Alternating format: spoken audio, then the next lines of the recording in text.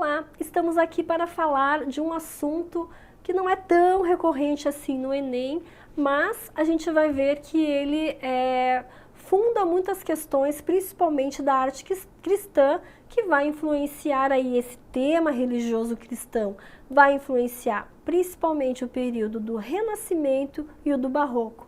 Então é importante a gente dar uma olhadinha aí, pessoal, entender e conhecer um pouquinho sobre a Idade Média.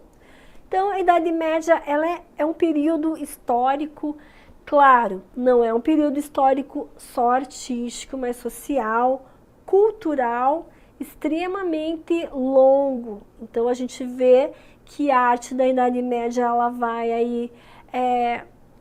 vai se disseminar em vários países da Europa, né? E ela é um período relativamente longo, contando com, por exemplo, o Renascimento, o Barroco, que são períodos mais curtos, porque aqui dentro da Idade Média temos vários períodos diferenciados, tá? Mas aqui é importante a gente pensar que a Idade Média, até a sugestão aí quando vocês tiverem um tempinho, tiverem um pouquinho descansando, talvez vocês nem gostem muito de filme antigo, mas fica a dica, dá uma olhadinha ali no filme O Nome da Rosa.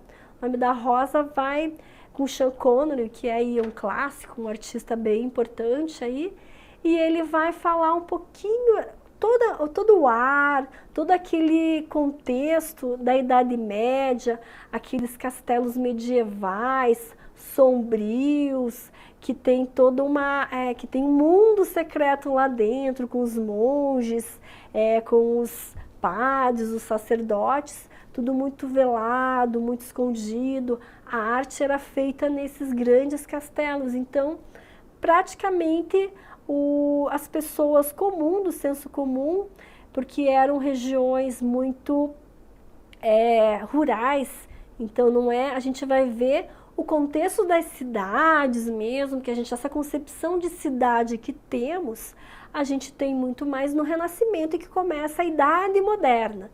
Aqui na Idade Média, que é um período anterior, a gente vai ver que existe o sistema feudal, o feudalismo, então as grandes propriedades rurais e os grandes ricos, né, as pessoas ricas que dominavam uma classe proletária, né, rural, e que tinha poucos conhecimentos. Então, a maioria da população, em geral, era analfabeta. Então, eles não tinham acesso à leitura, eles não tinham acesso ao estudo, eles não tinham acesso à cultura, quem dirá, né, acesso à arte.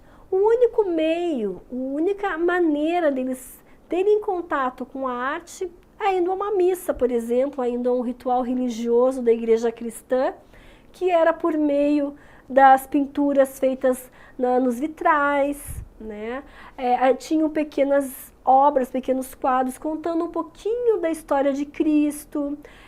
A gente vai ver então que a arte nesse período ela acontecia muito dessa maneira, né?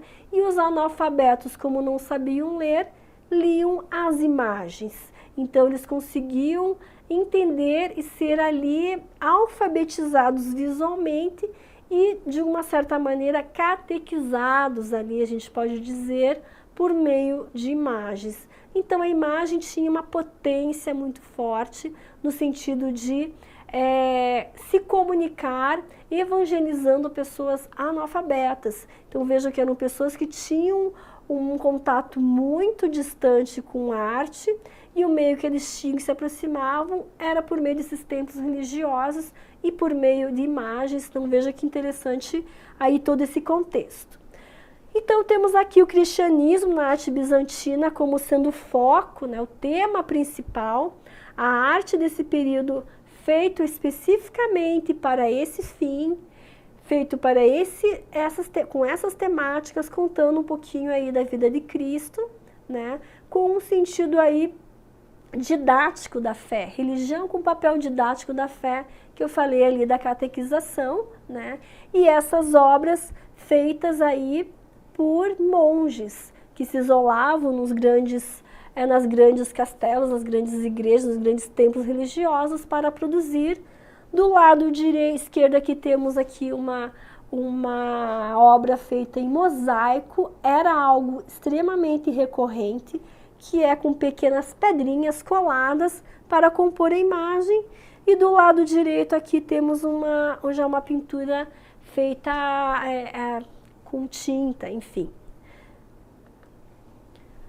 Temos aqui, dentro desse período aqui da Idade Média da arte bizantina, um movimento chamado movimento iconoclasta. O que quer dizer? Só lembrar lá, ícone tem a ver com imagem, né? Então, movimento da imagem, movimento que valoriza imagem.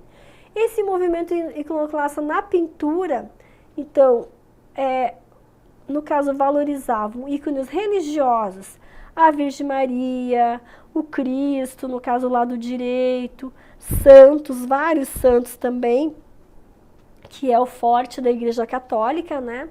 E em painéis portáteis, ilustrações de livros, afrescos. O que seria o afresco, pessoal, aqui? O afresco eram pinturas feitas com uma argamassa que era feita na parede fresca, por isso que é afresco, né? Ou seja, vamos pensar aqui no cimento que a gente tem hoje para construir as nossas casas, né? Tem o tijolo, que é a base, e depois você passa lá uma camada de cimento, né?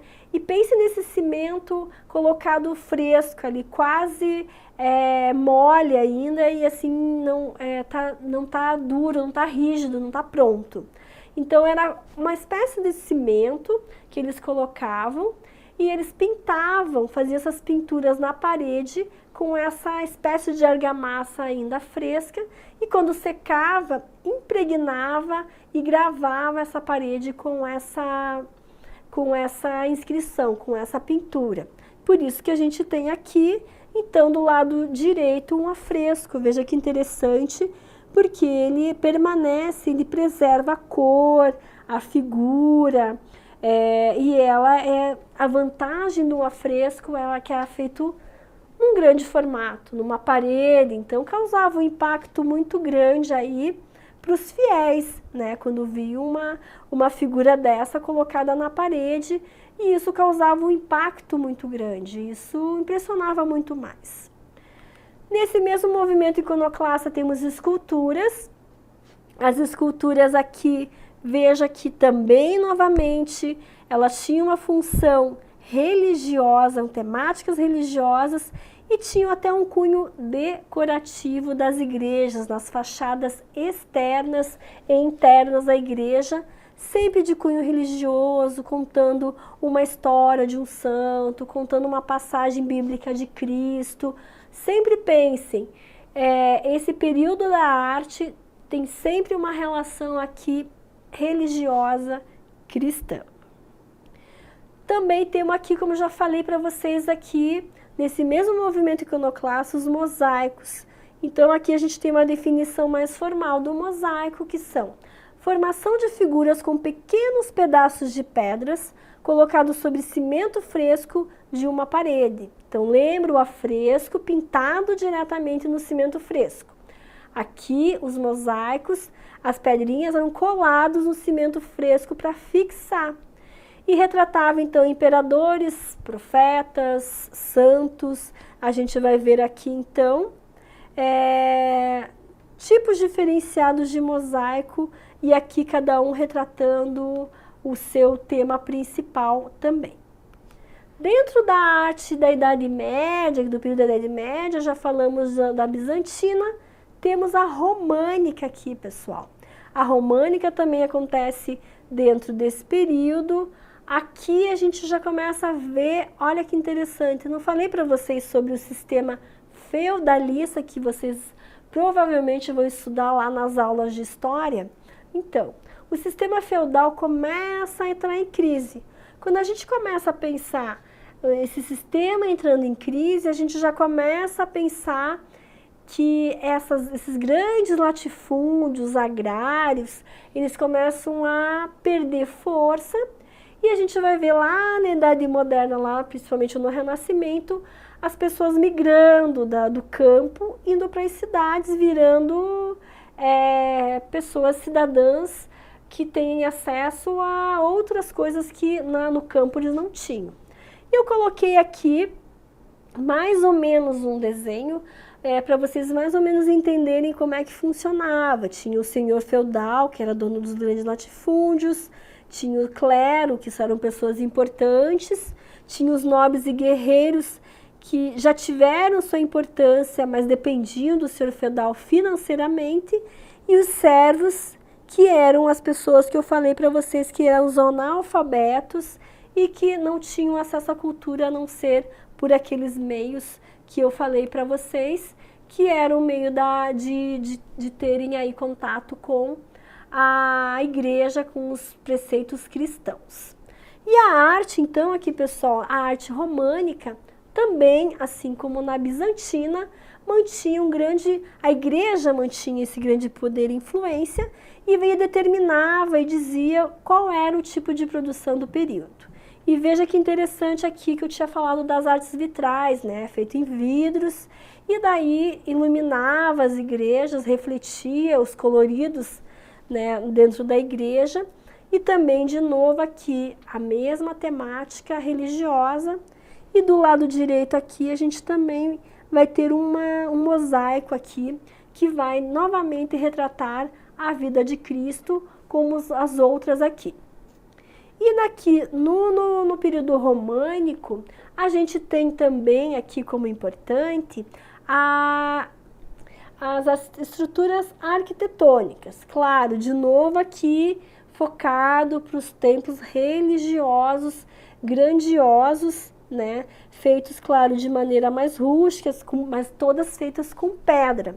Então aqui a gente até pensa, claro que também nas pirâmides, né, no Egito, na arte egípcia, eles carregavam pedras toneladas, grandes toneladas. E aqui tudo construído com pedra mesmo e uma estrutura extremamente resistente, imponente, e ela assim ela tem esse impacto porque ela é grandiosa, né? E também aqui dois tipos de basílicas. E temos aqui um outro período, então vimos a bizantina, a românica e a gótica. A gótica ela tem como característica basicamente a ter acontecido na Alemanha. Então a Alemanha é considerada como tendo o maior número de igrejas de estilo gótico. Até a gente faz uma brincadeira, tem grupos de adolescentes que falam, eu sou gótico, né? Porque de alguma certa maneira remete a esse período que parece ser mais sombrio, mais misterioso. Mas olhando aqui a gente vê que essas igrejas têm uma grandiosidade, têm essa verticalidade, ou seja, essa monumentalidade. Cada vez parece que essas torres ali do lado esquerdo das igrejas, elas são verticais e quase que se aproximam de Deus, né? Essas estruturas pontiagudas é uma característica das artes das catedrais no período da arte gótica, isso é muito recorrente. E do lado direito a gente vê o quê? A gente vê essas esculturas, né, nesses templos religiosos, mais detalhado. Então, se a gente olhou lá no românico que não tinha tantos detalhes, aqui a gente vê que o gótico se concentra no detalhamento, no excesso até quase de elementos. Temos aqui também na arte gótica a gente vai ter de novo a igreja bem forte e de novo a gente tendo aqui temáticas religiosas bem recorrentes. Do lado esquerdo a gente tem um exemplo grande aqui do que seria um afresco, então causa um impacto, né, o Cristo crucificado ali e em grande escala, né? E do lado a gente tem uma pintura também. Então veja aqui que o período gótico, assim como o período da arte bizantina, o período romântico, eles vão aí influenciar, eles vão ter uma influência muito grande da igreja. E a gente vai ver que a igreja, ela tem um período, ela também tem, depois que a gente vê que esse sistema feudalista, ele se encerra ali Claro que eu estou falando assim num sentido mais cronológico, mas nunca é exato e linear. Isso eu falo mais ou menos para a gente entender. Mas não é que, acabou a Idade Média, acabou todo o sistema feudalista. Não é isso. Ele perdeu força e a gente vai ver que depois da Idade Média, a gente tem um novo período, que é a Idade Moderna, que começa, que é inaugurado ali pelo Renascimento. E é mais ou menos próximo ali desse fim da Idade Moderna, do fim do feudalismo. E a Idade Moderna se inaugura ali com a criação de cidades, as cidades, uma vida assim mais urbana, digamos. Claro que não como a gente vive hoje, com luz elétrica, com água encanada, era um sistema urbano mais rudimentar. Mas ali a gente já começa a ver que esses senhores feudais já perderam a sua força e que se cria uma nova sociedade, uma sociedade que não é só feita, não tem o seu senhor e seus servos. As pessoas começam a trabalhar em outras funções e ali a gente vê que a arte começa a ter uma grande importância, porque já começa a se criar ateliês especializados de escultores, de marceneiros, de sapateiros, de pintores, e que eles vão estudando e criando até novos talentos ali. Eles criavam, eles ensinavam para as pessoas mais jovens que tomariam o lugar deles futuramente. E aqui, ali, assim, na Idade Média, a gente tem influência da igreja muito forte, e lá no Renascimento a gente vê que também vai ter uma influência muito forte da igreja. Então, aqui é forte e todo o tema é focado para as igrejas, e lá no Renascimento é forte, mas por que é forte? Porque os artistas, na sua maioria, eram bancados por papas, então eles moravam normalmente nos templos religiosos, e eles, então, para sobreviverem, eles prestavam, digamos, serviço para a igreja com temáticas religiosas. Por isso, então, que no Renascimento e depois no Barroco o tema religioso é muito importante, porque elas serviam mais como temáticas de encomenda. Então, basicamente, na Idade Média seria isso que eu tinha a falar para vocês. E a Idade Média não é um tema recorrente aí na prova do Enem, tá, pessoal? Mas é importante vocês se localizarem e verem que na Idade Média a gente tem alguns pressupostos estéticos que no Renascimento eles são formalizados. Então é isso aí, até mais.